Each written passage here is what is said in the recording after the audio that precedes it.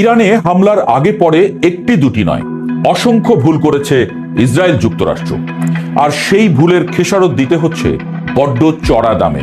খোদ পশ্চিমা বিশ্লেষকরাই বলছেন এমন সব কথা। মধ্যপ্রাচ্যের ভূরাজনীতিতে ইসরায়েলি গোয়েন্দা সংস্থাগুলোর যে অজেয় ভাবমূর্তি ছিল তা যেন এখন এক বিশাল প্রশ্নবোধকের সামনে দাঁড়িয়ে। বিশেষ করে ইরানে হামলার পরিকল্পনা এবং এর পরবর্তী প্রতিক্রিয়া মূল্যায়নে ইসরায়েল এবং তার প্রধান মিত্র যুক্তরাষ্ট্রের গণিত যে মারাত্মকভাবে ভুল ছিল তা এখন সমরবিদদের আলোচনায় উঠে আসছে বারবার। বিশ্লেষকদের মতে তেল আবিব এবং ওয়াশিংটন এমন কিছু কৌশলগত ধারণা নিয়ে এগোচ্ছিল যা বাস্তবতার সঙ্গে সঙ্গতিপূর্ণ ছিল না, আর এই ভুল অনুমানের উপর ভিত্তি করে নেওয়া সিদ্ধান্তগুলোই এখন বুমেরাং হয়ে ফিরে আসছে। ট্রাম্প প্রশাসনের আমলে ইসরায়েলি সামরিক সক্ষমতা এবং তাদের গোয়েন্দা তৎপরতা নিয়ে অনেক প্রশংসা শোনা গেলেও বর্তমান সংঘাতের ময়দানের ভিন্ন চিত্র ফুটে উঠছে। সমরবিদদের মতে ইসরায়েলি গোয়েন্দারা পরপর তিনটি বড় ধরনের কৌশলগত ভুল করেছেন। তাদের প্রথম ভুলটি ছিল গত বছরের জুন মাসে। সে সময় ইসরায়েলি নীতি নির্ধারকদের ধারণা ছিল একটি ডিক্যাপিটেশন স্ট্রাইক বা শীর্ষ নেতৃত্বকে লক্ষ্য করে সুনির্দিষ্ট হামলা চালালে ইরানের শাসন ব্যবস্থা তাসের ঘরের মতো ভেঙে পড়বে। তারা বিশ্বাস করেছিল কাঠামোর উপর থেকে নেতৃত্ব সরিয়ে দিলেই পুরো রাষ্ট্র ব্যবস্থা ধসে যাবে। কিন্তু বিশ্লেষকরা বলছেন ইরানের শাসন ব্যবস্থা একক কোনো ব্যক্তির উপরে যতটা না নির্ভরশীল তার চেয়ে অনেক বেশি আদর্শিক এবং প্রাতিষ্ঠানিক কাঠামোর উপর দাঁড়িয়ে, যা ইসরায়েল বুঝতে ব্যর্থ হয়েছে। ইসরায়েলি গোয়েন্দাদের দ্বিতীয় বড় ভুলটি ধরা পড়ে চলতি বছরের জানুয়ারিতে। সে সময় ইরানের অভ্যন্তরে একটি কৃত্রিম এবং পরিকল্পিত বিদ্রোহের আবহ তৈরি করার চেষ্টা করা হয়েছিল। উদ্দেশ্য ছিল বিশ্ববাসীর কাছে এমন একটি চিত্র দাঁড় করানো যেন ইরান রাষ্ট্রটি ভেতর থেকেই ভেঙে পড়ার দ্বারপ্রান্তে পৌঁছেছে। পশ্চিমা গোয়েন্দা সংস্থাগুলো মনে করেছিল অর্থনৈতিক চাপ এবং মনস্তাত্ত্বিক যুদ্ধের মাধ্যমে জনগণকে রাস্তায় নামিয়ে আনা সম্ভব হবে, কিন্তু সমরবিদদের বিশ্লেষণ বলছে এই পরিকল্পনাটি ছিল মূলত বাস্তবতা বিবর্জিত। যদিও প্রথম দিকে ইরান সরকারের বিরুদ্ধে ফুঁসে উঠেছিল জনতা, কিন্তু তার পরপরই দেখা গেল আবার সরকারের প্রতি সমর্থন জানিয়ে লাখো মানুষ নেমে এসেছে রাস্তায়। তৃতীয় ধাপে ইসরায়েল ডোনাল্ড ট্রাম্পকে ইরানের সর্বোচ্চ ধর্মীয় নেতাকেও লক্ষ্য করে আরেকটি ডিক্যাপিটেশন স্ট্রাইক চালানোর জন্য উৎসাহিত করে।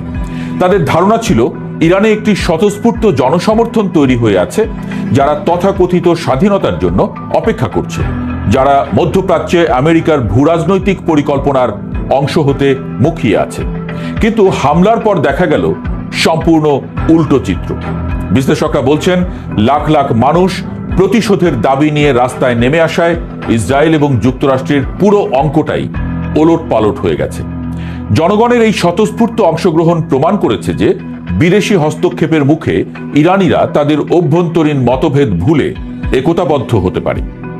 প্রতিরক্ষা বিশ্লেষকদের মতে এই সংঘাতের ফলে পুরো অঞ্চল জুড়ে এখন মার্কিন দূতাবাস এবং সামরিক ঘাঁটিগুলোতে হামলার তীব্র উত্তেজনা ছড়িয়ে পড়েছে।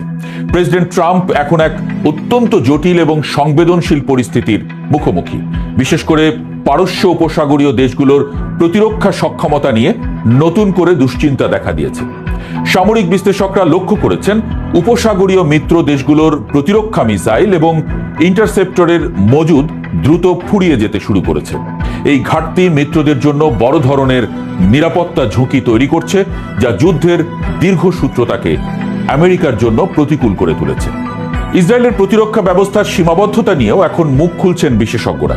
যদিও ইসরায়েল তাদের কতগুলি প্রতিরক্ষা মিসাইল ব্যবহার করেছে তা অত্যন্ত গোপনীয় তথ্য হিসেবে রাখে, কিন্তু বিভিন্ন ভিডিও ফুটেজ বিশ্লেষণ করে সমরবিদরা বলছেন আকাশ থেকে ধেয়ে আসা প্রতিটি ইরানি মিসাইল ঠেকাতে ইসরায়েলকে 8টি, 10টি, এমনকি কখনো কখনো 12টি পর্যন্ত ইন্টারসেপ্টর বা প্রতিরোধী মিসাইল ব্যবহার করতে হচ্ছে।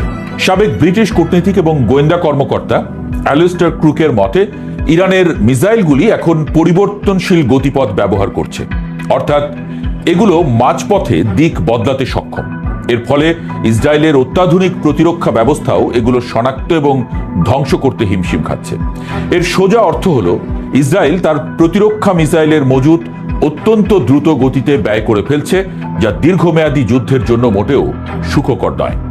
কেবল মিসাইল নয়, টমাহক মিসাইলের ক্ষেত্রেও একই ধরনের সংকটের আভাস পাওয়া যাচ্ছে।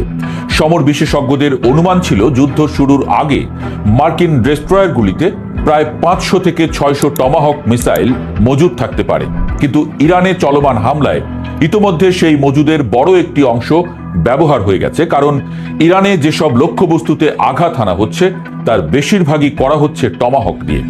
যদি হামলার গতি এমন থাকে তবে আমেরিকার নিজস্ব সামরিক সক্ষমতা এবং বিশ্বজুড়ে তাদের রণকৌশলগত ভারসাম্য ঝুঁকির মুখে পড়তে পারে, এমনটাই মত বিশ্লেষকদের। এই যুদ্ধের আরেকটি রহস্যময় দিক হল বোমাবর্ষণ শব্দটির ব্যবহার। সাধারণ মানুষের ধারণা হতে পারে যে ইসরায়েল বা আমেরিকান যুদ্ধ বিমান ইরানের আকাশে উড়ে গিয়ে বোমা ফেলছে, কিন্তু অ্যালিস্টার ক্রুকের মতো বিশেষজ্ঞরা বলছেন এখন পর্যন্ত আমেরিকান বা ইসরায়েলি কোনো বিমান ইরানের আকাশ সীমায় প্রবেশ করেছে এমন কোনো সুনির্দিষ্ট প্রমাণ নেই।